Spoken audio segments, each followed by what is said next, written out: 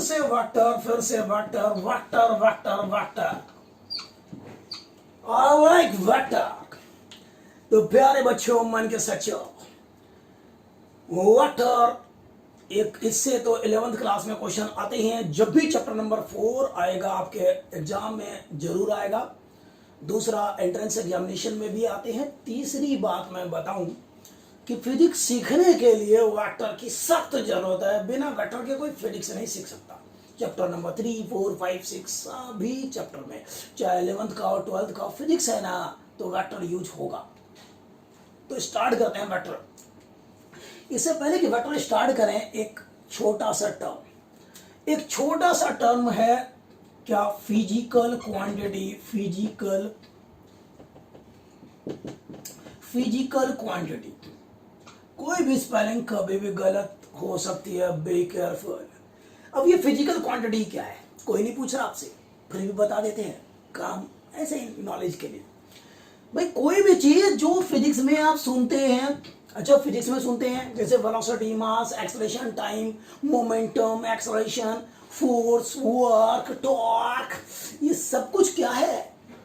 Physical quantity है जो आप फिजिक्स में सुनते हैं। अच्छा दूसरी बात, जिसको डायरेक्टली या इनडायरेक्टली मेजर किया जा सकता है, मेजरमेंट जिसका पॉसिबल है, ये जिसका नाम अभी मैंने लिया था ना, सभी को मेजर कर सकते हैं। फॉर एग्जांपल डिस्टेंस मेजर करना है, मेजरिंग टेप से मेजर कर लिया, यहां से यहां तक लेंथ। मैं बता रहा था कि भाई सन का डायमीटर मेजर करना है तो आप मेजरिंग टेप लेके तो जाएंगे नहीं मेजर करने के लिए। मून का डायमीटर मेजर करना है, वो तो मेजरिंग टेप से जाएंगे नहीं, इनडायरेक्ट मेथड्स से मेजर किए जाते हैं। यहां से किसी स्टार का डिस्टेंस मेजर करना है तो उसके लिए भी आप क्या करेंगे कि भाई इनडायरेक्ट मेथड का यूज करेंगे।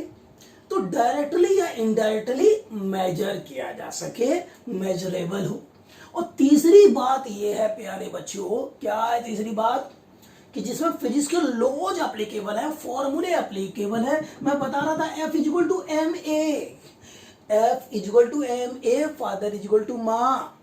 तो यहां पर आप देखो FMA, ये सभी, ये तीनों जो है FMA इस लॉ में है, ये है ना, लॉज में है, ये इस फॉर्मूले में इंक्लूडेड है ये। तो ये सारे क्या है? FMA तीनों क्या है? फिजिकल क्वांटिटी बोलेंगे। तो क्या है? तीन बातें फिजिक्स में जो सुनते हो। दूसरा, डायरेक्टली इनडायरेक्टली जिसको मेजर किया जा सकता है, इन सभी को मेजर किया जा सकता है, ठीक है। जिसको मेजर नहीं कर सकते उसको फिजिकल क्वांटिटी नहीं कहेंगे। तीसरी बात, जिसमें फिजिक्स के लॉज एप्लीकेबल है, ये ठीक। तो ये सारे क्या है? फिजिकल क्वांटिटी है। ओके, मैं बता रहा था कि इलेक्ट्रिसिटी एक फिजिकल क्वांटिटी है क्या? नहीं है भाई, नहीं है, इलेक्ट्रिसिटी नहीं। लेकिन मैं इलेक्ट्रिसिटी में बात करूं करंट को, हाँ करंट तो एम्पियर में मेजर करते हैं, कर सकते हैं मेजर, एमीटर से मेजर कर लेते हैं। यस, करंट एक फिजिकल क्वांटिटी है। वोल्टेज की बात करूं, वोल्टेज एक फिजिकल क्वांटिटी है। वोल्टेज वोल्टमीटर से मेजर कर लेते हैं, पोटेंशियोमीटर होता है कुछ, उससे भी मेजर कर लेते हैं मेजर। तो वोल्टेज, करंट, ये क्या है? फिजिकल क्वांटिटी है। इलेक्ट्रिसिटी नहीं, इलेक्ट्रिसिटी ये अंग्रेजी नहीं है, फिजिक्स है, ठीक है। लाइट बोला, लाइट एक फिजिकल क्वांटिटी नहीं है, लेकिन लाइट में जो बातें होती है, जो चीजें होती है जिसे हम स्टडी करते हैं उसकी, क्या लाइट को एक वेव मानते हैं, उसमें एम्पलीट्यूड है, फ्रीक्वेंसी है, फेज है, ये सारे क्या है? फिजिकल क्वांटिटी है, ठीक है। उसकी वेलोसिटी है, वो सारा क्या है? फिजिकल क्वांटिटी है, ठीक है। तो जिसको डायरेक्टली इनडायरेक्टली मेजर कर सकते हैं, जिसमें फिजिक्स के लॉज एप्लीकेबल है, फॉर्मूले एप्लीकेबल है, उनको बोलेंगे फिजिकल क्वांटिटी। ये तो छोटी सी बात थी। अब ये फिजिकल क्वांटिटी जो है ना बच्चों, खास तौर पे दो ग्रुप में डिवाइड कर देते हैं। चलो कर देते हैं, दो ग्रुप में खास तौर पे डिवाइड कर देते हैं। नंबर एक है स्केलर, और नंबर 2 है vector. Number 1 is scalar and number 2 is vector. अब ये स्केलर क्या है?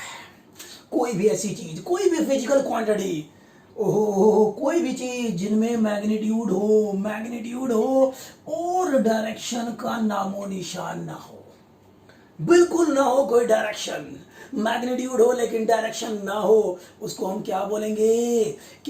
बता दो मुझे। स्केलर बोलेंगे। और ये मैग्नीट्यूड फिक्स होना चाहिए, फिक्स मैग्नीट्यूड बोलना चाहिए मुझे, फिक्स मैग्नीट्यूड। ठीक है, चलो लिखो फिर, लिखो लिखो लिखो, डेफिनेशन लिखो। Any physical quantity having fix magnitude, ठीक है, only, any physical quantity having fixed magnitude only and no direction is called a scalar. Any physical quantity having fixed magnitude only and no direction is called a scalar. भाई अब ये magnitude क्या है, direction की। पहली बात तो direction, direction direction, east की तरफ जाएंगे ये क्या हो गया, डायरेक्शन, वेस्ट की तरफ जाएंगे डायरेक्शन, नीचे की तरफ जाएंगे डायरेक्शन, ऊपर की तरफ जाएंगे डायरेक्शन, समझ रहे हो, स्कूल की तरफ जाएंगे एक डायरेक्शन है, घर से स्कूल की तरफ जा रहे हैं क्या एक डायरेक्शन है, स्कूल से घर की तरफ जा रहे हैं एक और डायरेक्शन। तो डायरेक्शन, ये डायरेक्शन ये होता है, इससे पता चलता है आप जा किधर है, समझे। ये ए पॉइंट है, ये बी पॉइंट है, ए से बी मैंने एरो बना दिया, ए से बी जा रहे हैं, ये क्या एक डायरेक्शन है। लेकिन ये क्या स्केलर में डायरेक्शन होता है, नहीं होता। क्या वेक्टर में होता है, होता है, देखेंगे। मैग्नीट्यूड, आप जा रहे हैं, अब कितनी तेजी से जा रहे हैं, 20 किलोमीटर पर आवर से जा रहे हैं, या 5 किलोमीटर पर आवर से घसीटते हुए धीरे धीरे जा रहे हैं, या 150 किलोमीटर पर आवर की स्पीड से हवा में उड़ते हुए जा रहे हैं। भाई क्या है स्पीड, तो ये मैंने बोला 10 किलोमीटर, 50 किलोमीटर, 100 किलोमीटर, 150 किलोमीटर, इस तरह के जो वर्ड्स मैं यूज कर रहा हूं, ये क्या है, मैग्नीट्यूड है। इससे आपको एहसास हो रहा है कोई क्वांटिटी कितनी कम है या कितनी ज्यादा है। भाई 5 किलोमीटर पर आवर बोला तो इसका मतलब स्पीड बहुत कम है, 150 किलोमीटर पर आवर बोला इसका मतलब स्पीड ज्यादा है ना। तो इससे हमें एहसास होता है कि कोई क्वांटिटी कितनी कम है या कितनी ज्यादा है, मैग्नीट्यूड से एहसास होता है। नहीं 6 आवर 20 आवर्स, ओ भाई 6 आवर्स 20 आवर्स, 6 आवर कंपेरेटिवली कम लग रहा है टाइम, 20 आवर्स ज्यादा है, 200 आवर्स और भी ज्यादा है। तो ये जो मैंने बोला 6 घंटे, 60 घंटे, 600 घंटे, व्हाटएवर कुछ भी बोल दिया मैंने, ये क्या है, मैग्नीट्यूड है टाइम का। ठीक, तो आपको ये पता चला मैग्नीट्यूड क्या है, थोड़ी फील आई, डायरेक्शन का पता चला आपको, थोड़ा फील आई है उसकी भी। तो कोई भी चीज जिनमें फिक्स मैग्नीट्यूड हो और डायरेक्शन ना हो उसको हम बोलेंगे स्केलर। कोई एग्जांपल भी बताओगे क्या, बताओगे, ये तो बच्चा बच्चा जानता है। एग्जांपल नंबर 1, टाइम, जो आजकल लोगों के पास नहीं होता, मास, अच्छा जी, और बताओ डिस्टेंस, और बताओ डिस्टेंस हो गया, स्पीड, और बताओ वर्क, और बताओ एनर्जी, चलता रहेगा, बहुत सारे यार, कोई गिनती थोड़ी है बच्चों, ठीक है। तो ये क्या है, स्केलर है। अच्छा चलो वेक्टर पे आते। हाँ अब ये पता चल गया, तो ये अपने आप पता चल गया आपको, कोई भी चीज जिनमें फिक्स मैग्नीट्यूड हो या ना हो, डायरेक्शन भी हो, उसको हम क्या बोलेंगे, वेक्टर बोलेंगे। एक और चीज बता देता हूं आज, चलो साथ में एक और चीज होना चाहिए, क्या कि कुछ होता है लॉज ऑफ वेक्टर एडिशन, जो आने वाले टाइम में हम सीखने वाले हैं, ट्रायंगल लॉ, पैरेललोग्राम लॉ, समझ रहे हो, इस तरह के लॉज ऑफ वेक्टर एडिशन है। दो वेक्टर को जोड़ते हैं ना, तो ऐसे नहीं जोड़ देते, वेक्टर की तरह जोड़ते हैं, उनका एक अलग कैलकुलेशन होता है, जो कि ट्रायंगल लॉ, पैरेललोग्राम लॉ, इस तरह के लॉ से हमें पता चलता है। तो 3 बातें होनी चाहिए, अगर मैं पूरा बोलूं, कंप्लीट करके बोलूं ना डेफिनेशन, तो 3 बातें होनी चाहिए। फिक्स मैग्नीट्यूड होना चाहिए, पार्टिकुलर डायरेक्शन होना चाहिए, साथ में लॉज ऑफ वेक्टर एडिशन को सेटिस्फाई भी करना चाहिए। अगर ये तीनों बातें हैं तो हम वेक्टर कहेंगे, नहीं तो नहीं कहेंगे। तो लिखो, इतिहास के पन्नों पर आज लिख दो, वेक्टर का डेफिनेशन लिख दो, क्या लिखो, any physical quantity having both fixed magnitude and direction. Any physical quantity having both fixed magnitude and direction and also satisfies laws of vector addition.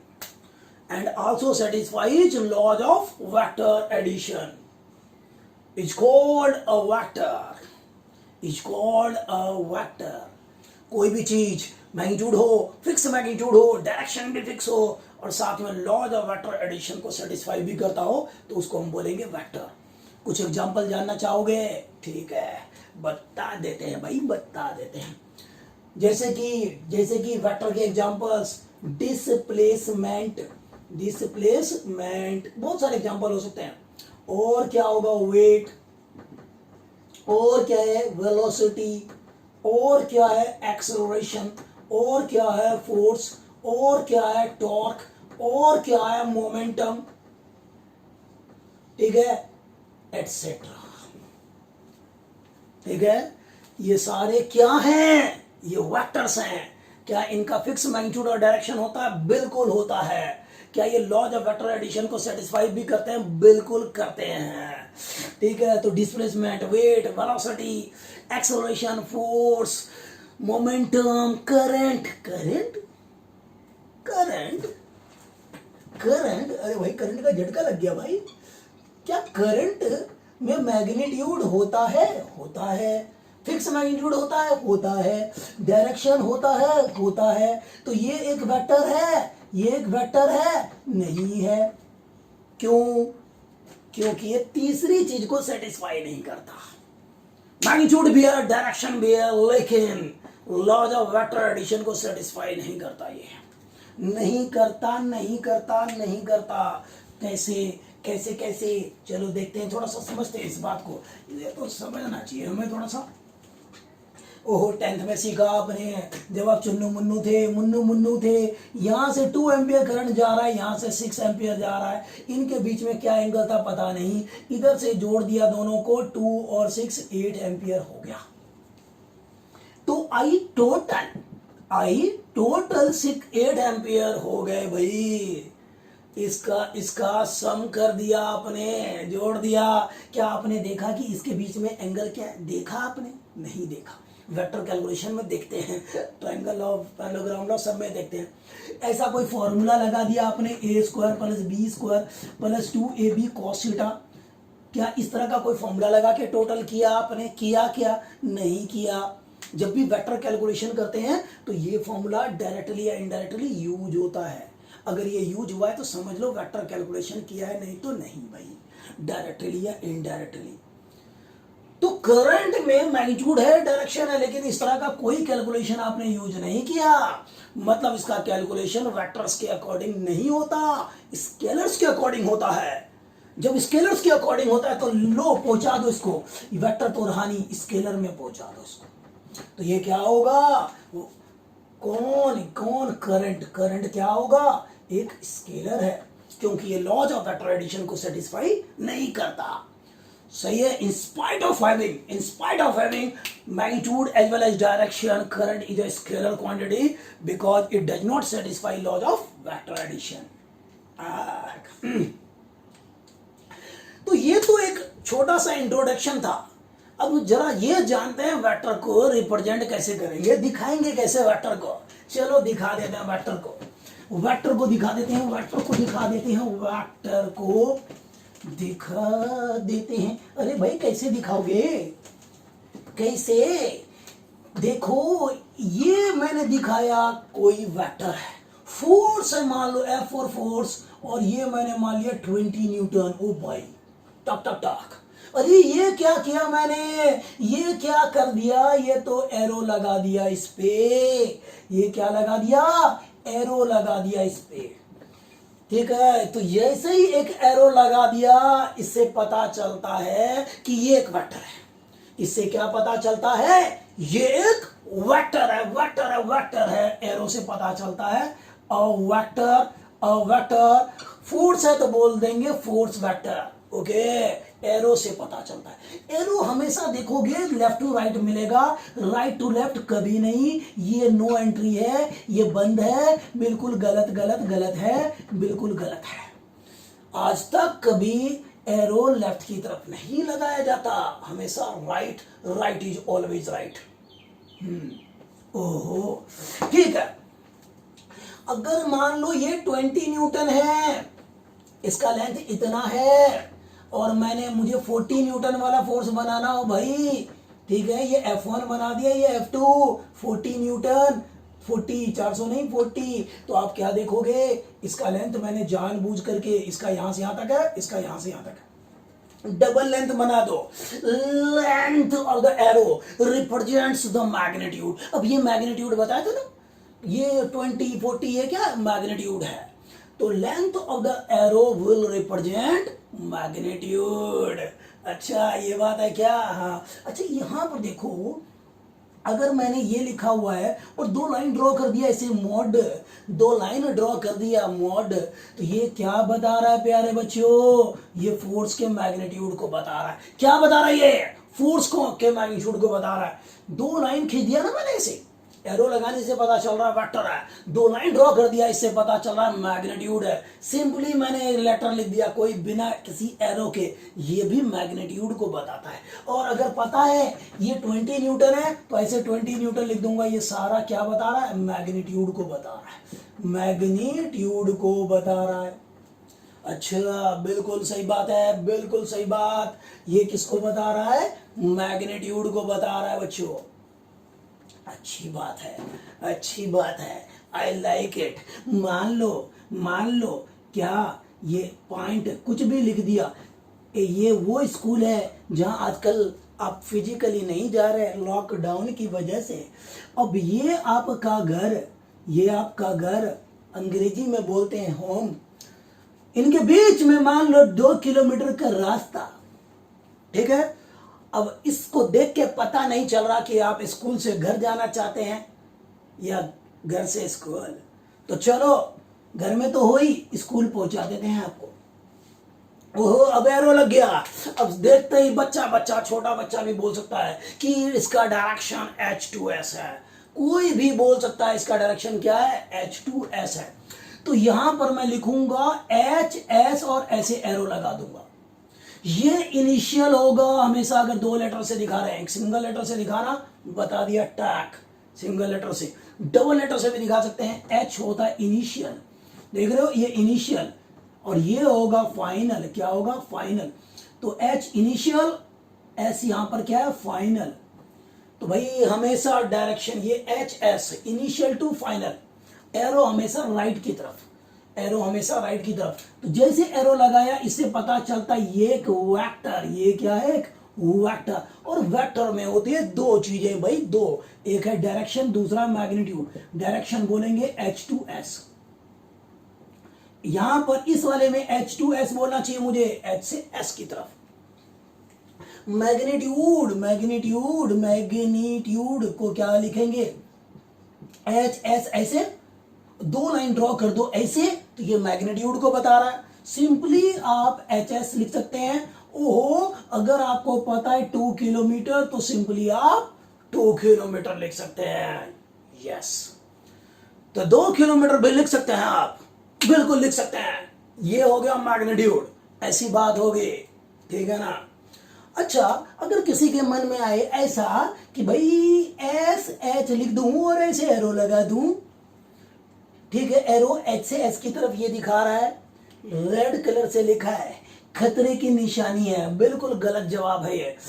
मैंने क्या बताया था अभी, एरो हमेशा left to right, right is always right minded, टाक इधर से ये नहीं चलेगा। आपको लग रहा होगा कि भाई ये सही है कि यहाँ पर H से S ये, लेकिन ऐसा नोटेशन आज तक पॉसिबल नहीं हो पाया।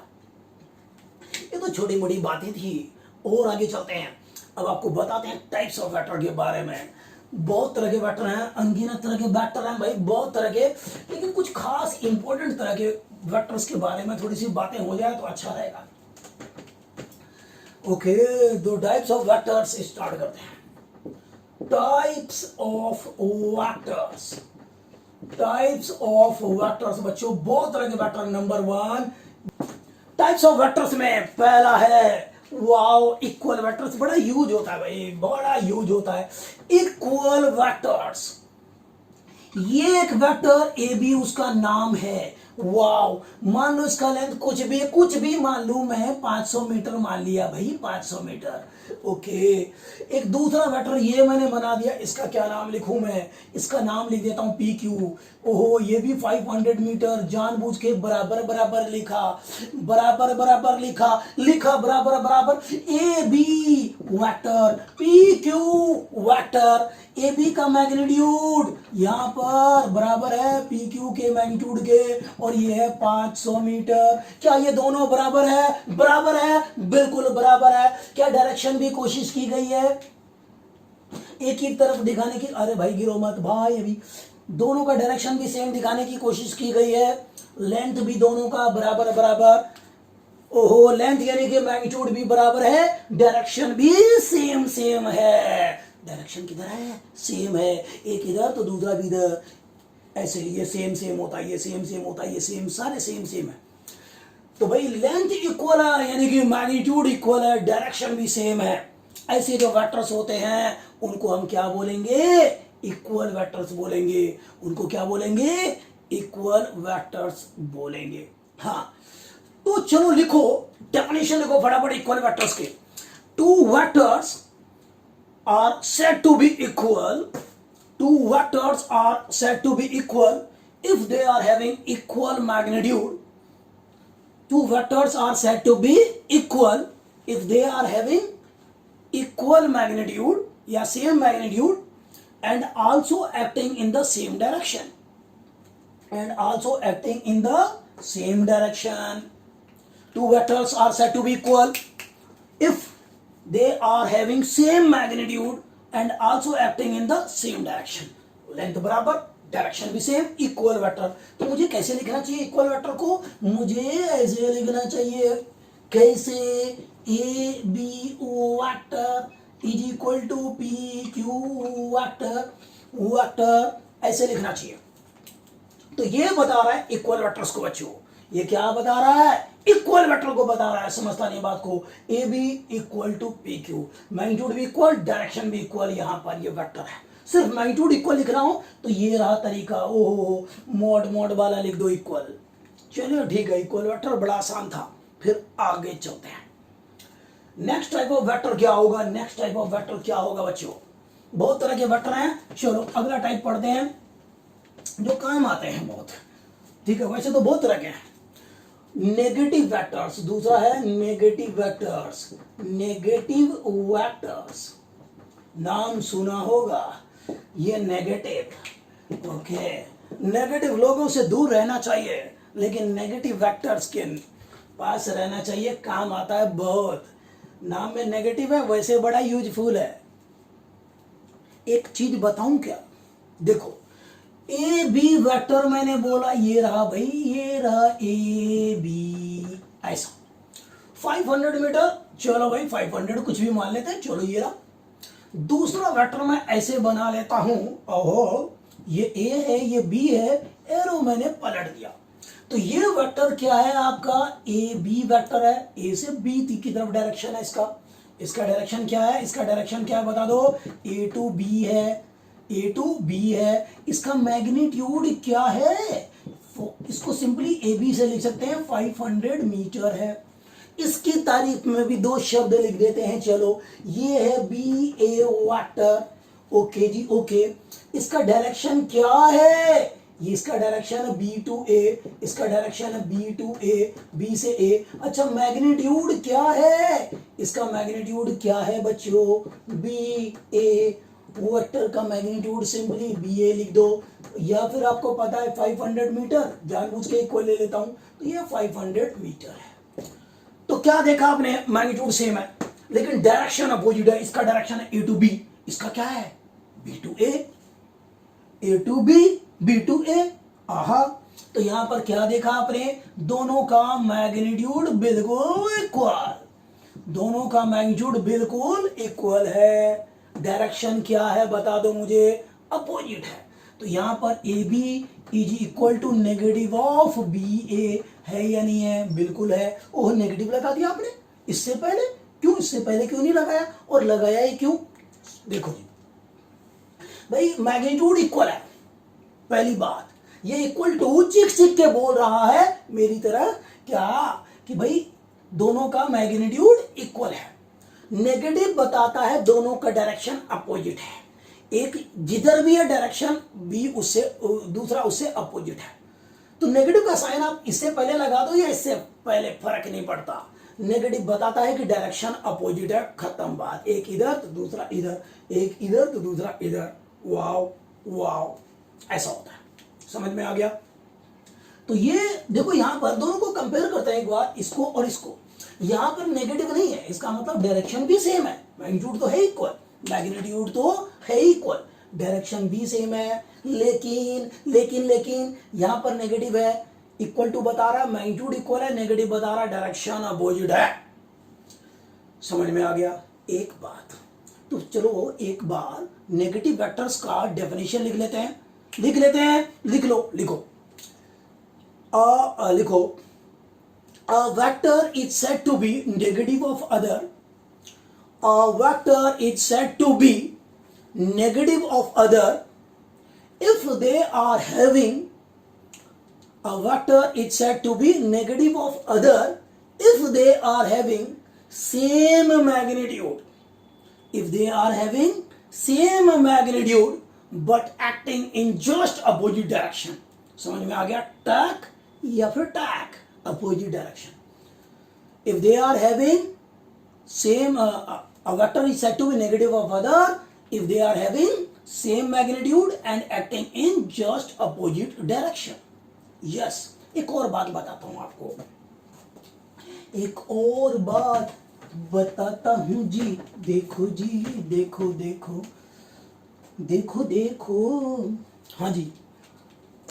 क्या होगा बच्चों, अगर मान लो इधर है कोई वेक्टर, इसका नाम कुछ भी दे दिया, ए दे दिया, इसका कोई लेंथ है 500 मीटर, इसका भी ले लिया, वो आज तो 500 ही ले रहे हैं, ठीक है। अगर मैंने इससे पहले नेगेटिव का साइन लगा दिया, अगर मैंने नेगेटिव का साइन लगा दिया, ऐसे लगा दिया ये नेगेटिव का साइन, तो होता क्या है, डायरेक्शन पलट जाता है। एक वेक्टर अगर इधर है टक ए, तो इधर क्या होगा, माइनस ए। इधर अगर ए है तो इधर क्या होगा, माइनस ए है। इधर अगर ए है तो इधर क्या होगा, माइनस ए है। तो इन दोनों वेक्टर की क्या खास बात है बच्चों, मैग्नीट्यूड सेम है इनका, मैग्नीट्यूड क्या है, सेम है इनका, डायरेक्शन अपोजिट है। तो भाई जब भी किसी वेक्टर से पहले माइनस का साइन लगाओगे, उसका डायरेक्शन पलट जाएगा, मैग्नीट्यूड वही रहेगा। एक वेक्टर ऊपर है, माइनस का साइन लगाते ही टक हो गया। एक वेक्टर इधर है, ठीक है, नेगेटिव का साइन लगाते ही टक हो गया, तो भाई डायरेक्शन रिवर्स हो जाना है। समझ रहे हो? भगवान की तरफ कोई जाने की कोशिश कर रहा है, ये वेक्टर बी है, नेगेटिव का साइन लगा दो। नेगेटिव, डॉक्टर के पास जाने की जरूरत नहीं लगता है, बस नेगेटिव का साइन लगाने का, सीधा पाताल लोक में जाएगा। आसमान में ऊपर जा रहा था ना, माइनस का साइन लगाते ही सीधा पाताल लोक में जाएगा। Thank you. नेगेटिव का साइन लगाते ही डायरेक्शन रिवर्स हो जाता है, खत्म। क्या ये काम आते हैं? क्या बहुत काम आते हैं।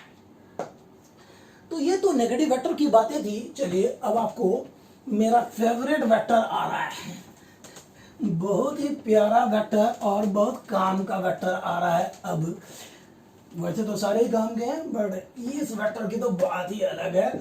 तीसरे टाइप में आ चुके हम लोग, यूनिट वेक्टर। यूनिट वेक्टर, ओहो ओहो, यूनिट का मतलब होता है यूनिटी। यूनिटी का मतलब होता है वन वन वन। वन क्या होगा, डायरेक्शन होगा वन। वन डायरेक्शन में जाओ, किधर जाओगे, वन डायरेक्शन तो कुछ होता ही नहीं है। इसका मतलब क्या है, मैग्नीट्यूड होगा वन। क्या होगा, मैग्नीट्यूड होगा वन। तो कोई भी एक वेक्टर जिसका लेंथ यानी कि मैग्नीट्यूड वन हो, उसको हम क्या कहेंगे, यूनिट वेक्टर कह देंगे। क्या, यूनिट वेक्टर कह देंगे। लिखो, इतिहास के पन्नों पर लिख दो, any vector having magnitude unity, any vector having magnitude unity is called a unit vector. भाई वेक्टर है तो कोई डायरेक्शन तो होगा, इसमें कोई दो राय नहीं है। वेक्टर है तो डायरेक्शन होगा, इसमें कोई दो राय नहीं है, कोई दो राय नहीं है, वेक्टर है तो डायरेक्शन होगा, लेकिन मैग्नीट्यूड 1 होगा। क्या डायरेक्शन होगा हमें नहीं पता, हमारे पास लाखों यूनिट वेक्टर्स अवेलेबल है, जिस डायरेक्शन में चाहिए उस डायरेक्शन में मिलेगा, ठीक है। लेकिन खास बात यह है डायरेक्शन जो भी हो मैग्नीट्यूड 1 होगा।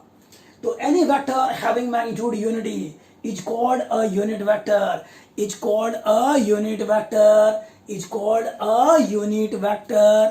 चलिए बात करते हैं अभी। ओहो ओहो ओहो प्यारे बच्चों, मन के सच्चों, ये वेक्टर इसका नाम ए बी 500 मीटर, फिर से इसको रख देते हैं। अब यहां पर ए बी वेक्टर है, ओहो वेक्टर है। इसका डायरेक्शन देखा आपने, क्या है, ए टू बी है, ओके। इसका मैग्नीट्यूड आपने अभी देखा कि ऐसे दिखाते हैं, और इसको सिंपली ए बी से लिख देते हैं, और ये 500 मीटर आ गया है। 500 मीटर बहुत बढ़िया, लेकिन हमें ये वेक्टर अब नहीं चाहिए। हमें चाहिए इस डायरेक्शन में एक छोटा सा मासूम सा वेक्टर जिसका मैग्नीट्यूड 1 हो। अच्छा, यानी कि यूनिट वेक्टर चाहिए। अच्छा जी, अच्छा। प्यारे बच्चों, पहली बात तो ये अभी आते हैं।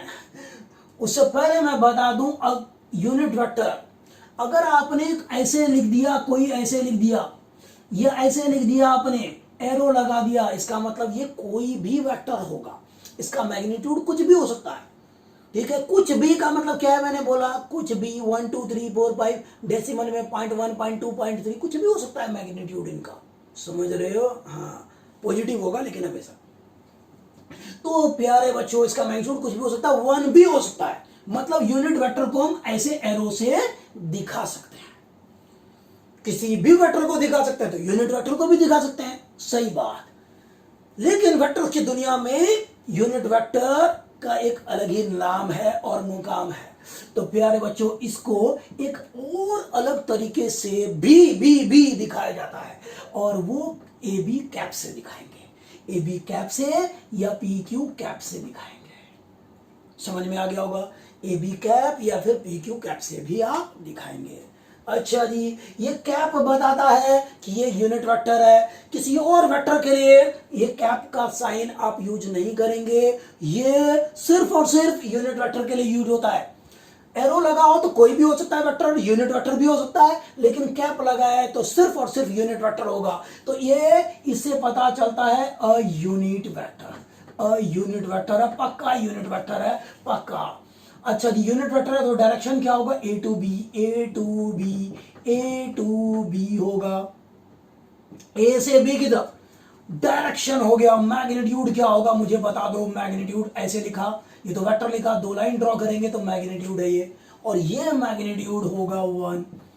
हर एक यूनिट वेक्टर का मैग्नीट्यूड 1 होगा, और 1 के अलावा कुछ और नहीं होगा। हर एक यूनिट वेक्टर का मैग्नीट्यूड क्या होगा बच्चों, 1 and 1।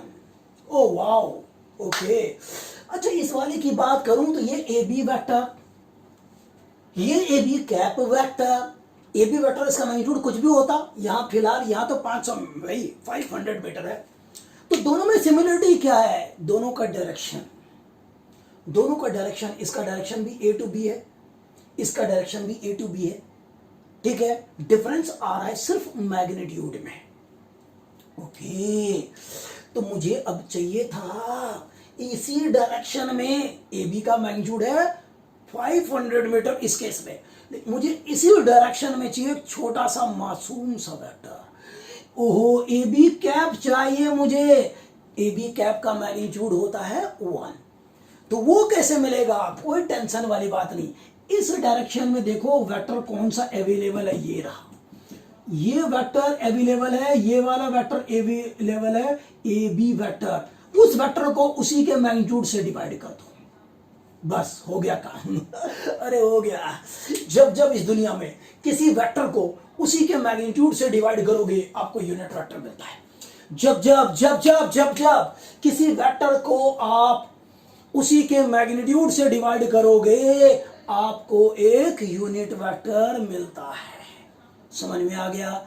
जब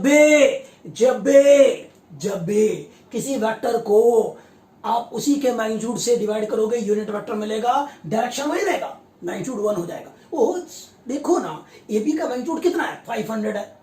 500 है ना, यहाँ पर आपने 500 से डिवाइड कर दिया, 500 कैंसिल, डायरेक्शन वही रहा, ए टू बी, डायरेक्शन थोड़ी चेंज कर दिया हमने, डायरेक्शन चेंज नहीं हुआ।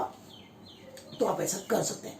तो ये फॉर्मूला याद रखना, ए बी कैप यानी कि कोई भी यूनिट वेक्टर कैसे मिलेगा? किसी भी डायरेक्शन में आपको के पास एक वेक्टर अवेलेबल है, उस वेक्टर के मैग्नीट्यूड से डिवाइड कर दो, उस वेक्टर के मैग्नीट्यूड से उसको डिवाइड कर दो,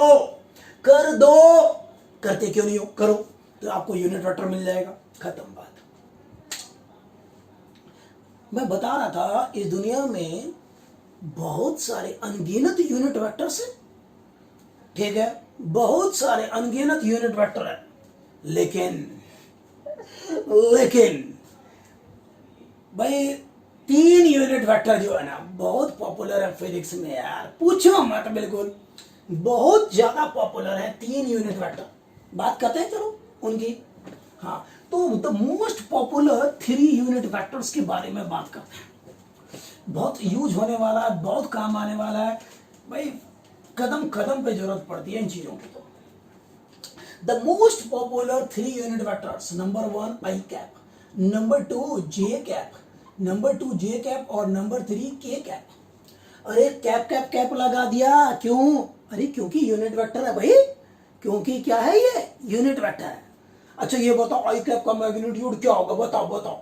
जरूर 1 होगा, यूनिट वेक्टर जो है। जे कैप का मैग्नीट्यूड क्या होगा? 1 होगा। क्यों भाई, क्यों? क्योंकि यूनिट वेक्टर है। और के कैप का मैग्नीट्यूड क्या होगा?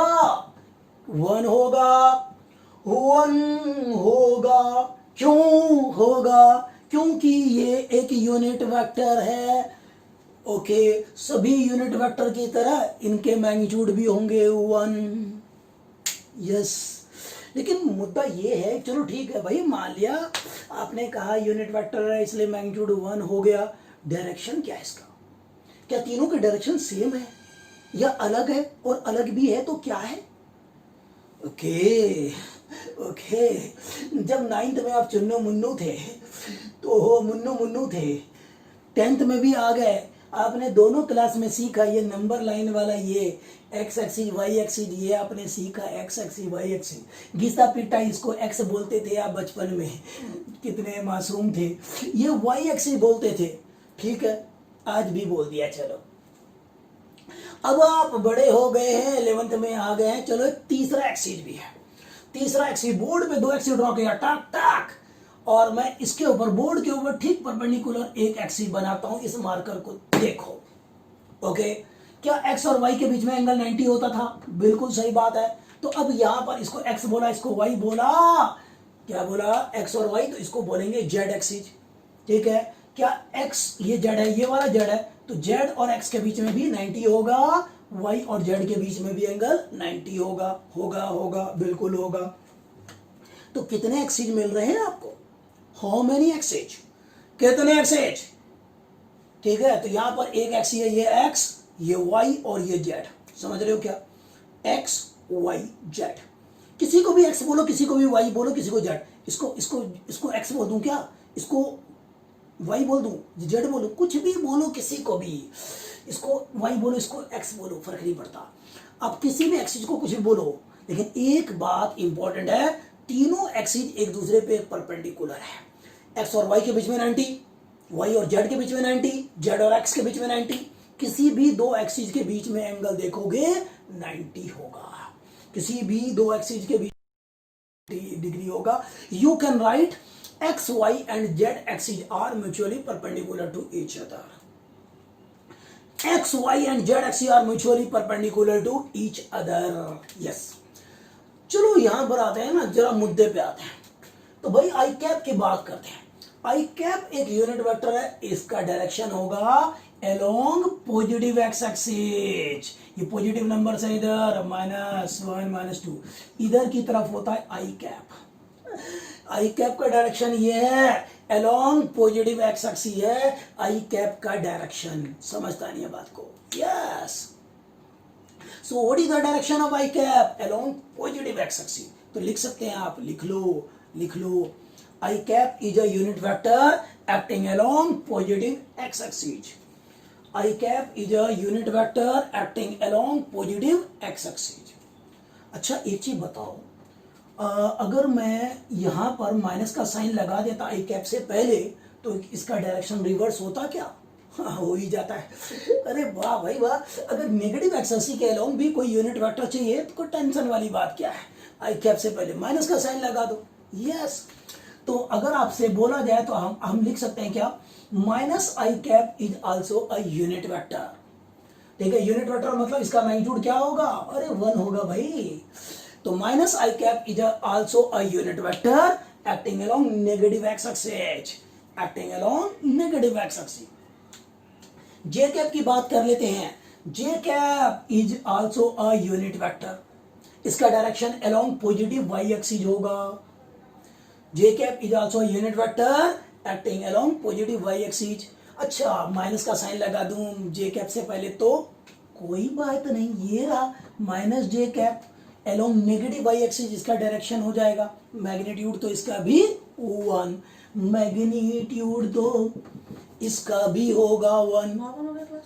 ठीक है, ठीक है. तो यहां पर चलिए बात कर लेते हैं. लिखो बच्चों, minus J cap is also a unit vector acting along negative Y axis. Minus J cap is also a unit vector acting along negative Y axis. चलिए तीसरे एक्सिस की बात करते हैं भाई. तीसरा एक्सिस ये है जेड एक्सिस. ये 3D है, दिखाना थोड़ा इसमें मुश्किल पड़ता है, लेकिन आप समझ लो बात को, समझ लो, देख लो. ऐसे एक्स एक्सिस, वाई एक्सिस और ये जेड एक्सिस. तो जेड एक्सिस के अलोंग, हाँ 3D है ना. तो के cap is a unit vector acting along positive z axis. K cap is a unit vector acting along positive z axis. ओहो, ये होगा नेगेटिव z axis. इधर क्या होगा माइनस के कैप. 3D है, फिगर पे मत जाओ, दिखाई सही से देगा नहीं. तो देखो minus K cap is also a unit vector. K cap क्या था? Unit vector along positive X axis. Minus K cap क्या होगा? A unit vector along negative Z axis. Minus K cap is also a unit vector acting along negative Z axis. Okay बच्चों, ठीक है. चलिए तो आज की क्लास यहां पर खत्म करेंगे. अगले एपिसोड में, अगले क्लास में मिलेंगे हम.